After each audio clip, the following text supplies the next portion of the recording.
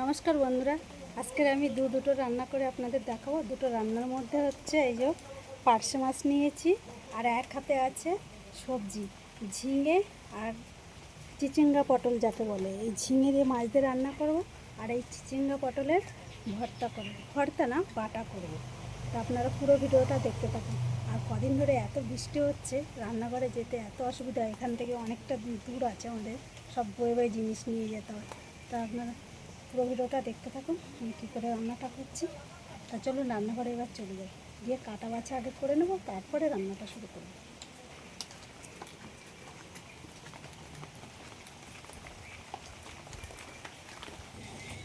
রান্নাঘরে চলে এসেছি, রান্নাঘরে চলে যাবো, গিয়ে এবার রান্না শুরু। আর পার্শে মাছগুলো খুব সুন্দর, পার্শে মাছ একদম একদম টাটকা, একদম নরম, আর কি সুন্দর। কিন্তু এই পার্শে মাছ পুরো ঝাল করলেও দারুণ লাগে। তো আমি আজকে কিন্তু ঝাল করব না, আজকে আমি ঝিঙে দিয়ে রান্না করব। এত সুন্দর করে রান্নাটা করব না যে একবার খেলে বারবার খেতে ইচ্ছা করবে। আমি যেভাবে রান্নাটা করবো আপনারা দেখতে থাকুন কী করে করছি। তাহলে এই মাছটা কেটে নিই, তারপরে রান্না শুরু করব।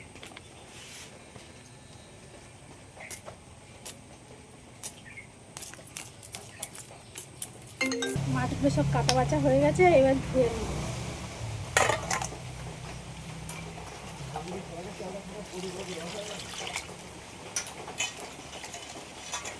এবার ঝিঙে আর এই যে চিচিঙ্গা, পটল চিচিঙ্গা বলে এগুলোকে, একদম পুরো পটলের মতন দেখতে, এই চিচিঙ্গা বাটা করবো।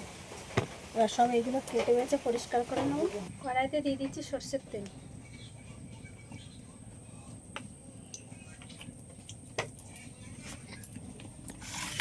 মাছে লবণ আর হলুদ মাখিয়ে নেবো।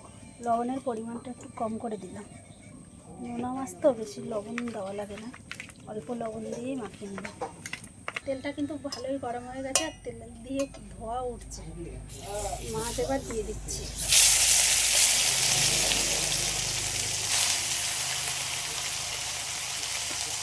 মাছ এদিকে ভাজা হতে হতে এবার মশলাটা করে নেব। জিরে আর গোলমরিচ, আদা, মশলা বাটতে বাটতে এদিকে মাছ কিন্তু ভাজা হয়ে গেছে।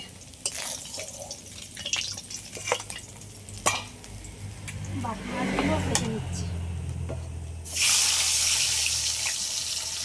এই মাছ ভাজা তেলের মধ্যে অল্প করে লবণ আর হলুদ দিয়ে দিচ্ছি।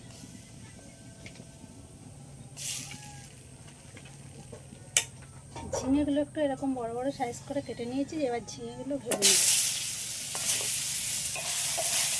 ঝিঙেগুলো একটু হালকা করে ভেজে নিয়েছি, আর তুলে নিলাম। একইভাবে আলুগুলোও ভেজে নেব। আলুগুলো তো সব ভেজে তুলে নিয়েছি, এবার তেলের মধ্যে ফোড়নে দিয়ে দিচ্ছি কালো জিরে। ফোড়নটা হয়ে গেছে, এবার পেঁয়াজ কুচি দিয়ে দেবো।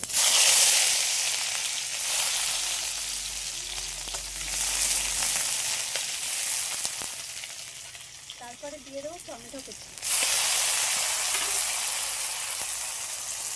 এবার স্বাদ মতো লবণ দিয়ে দিচ্ছি।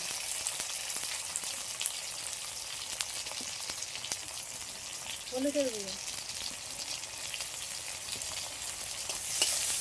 পেঁয়াজ আর টমেটোটা ভালো করে ভেজে নিয়েছি, আর এরকম ভাজার সময় হলুদটা দিয়ে দিলে কি হয়, তরকারির কালারটা ভালো আছে সবসময়ের জন্য।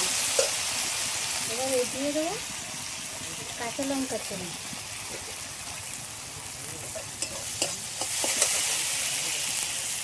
তারপরে দিয়ে দেবো বাটা মশলাটা।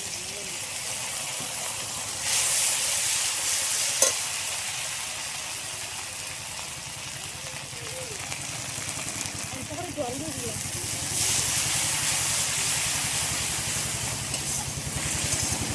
কাঁচা লঙ্কাটা তো দিয়েছি, তাও একটু সামান্য পরিমাণে লঙ্কার গুঁড়ো দিয়ে দিলাম, একটু কালার হওয়ার জন্য। কত জলের মধ্যে লেগেছে, খাওয়ার জ্বালা একটু করছে, পুরো ভিজে গেছে একদম। মশলাটা ভালো করে কষানো হয়ে গেছে, মশলাটার তেলও ছেড়ে দিয়েছে। এবার ভেজে রাখা আলু আর ঝিঙে দিয়ে দেবো।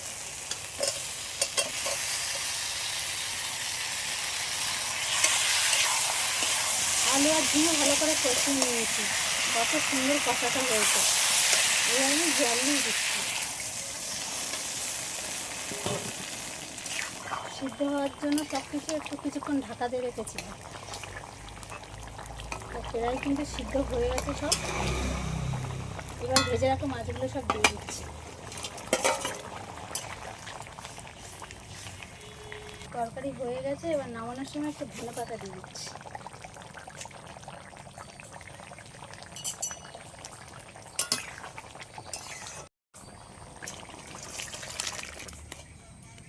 কড়াইতে অল্প করে জল দিয়েছি, সামান্য পরিমাণ একটু লবণ দিয়ে দিলাম।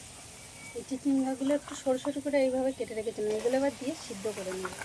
পুরো সিদ্ধ করবো না, হাফ সিদ্ধ করে নিলেই হয়ে যাবে।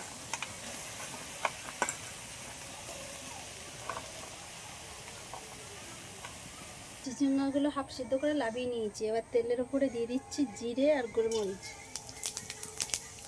একটা শুকনো লঙ্কা আর একটা কাঁচা লঙ্কা নিয়েছি, আর কয়েকটা রসুন নিয়েছি, এগুলোও দিয়ে দিচ্ছি।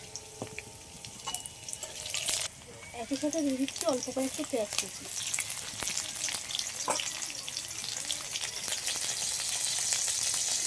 চিংড়ি মাছ আগে দিয়ে ভালো করে কেটে গেছে, খোসা ছাড়িয়ে পরিষ্কার করে রেখেছিলাম। সামান্য পরিমাণে লবণ দিচ্ছি, হলুদের গুঁড়ো। সবগুলো ভাজা হয়ে গেছে, এবার তুলে নিলাম। এবার চিচিঙ্গাগুলো বেটে নেব।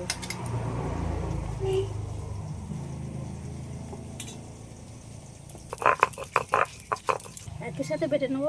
চিংড়ি মাছ আর যে মশলা সব ভেজে নিলাম একসাথে, সেইগুলো সব একসাথে বেটে নেব। বাটার মধ্যে অল্প করে একটু লবণ দিয়ে দিচ্ছি, সর্ষের তেল, আর সব একসাথে মিশিয়ে নেব। মানে বাটা পুরো রেডি হয়ে গেছে। আপনারা বাড়িতে এইভাবে বানিয়ে খেয়ে দেখবেন, দারুণ লাগবে। বাটা থেকে একটুখানি খেয়ে দেখবো কেমন হয়েছে। খেতে কিন্তু খুব সুন্দর হয়েছে।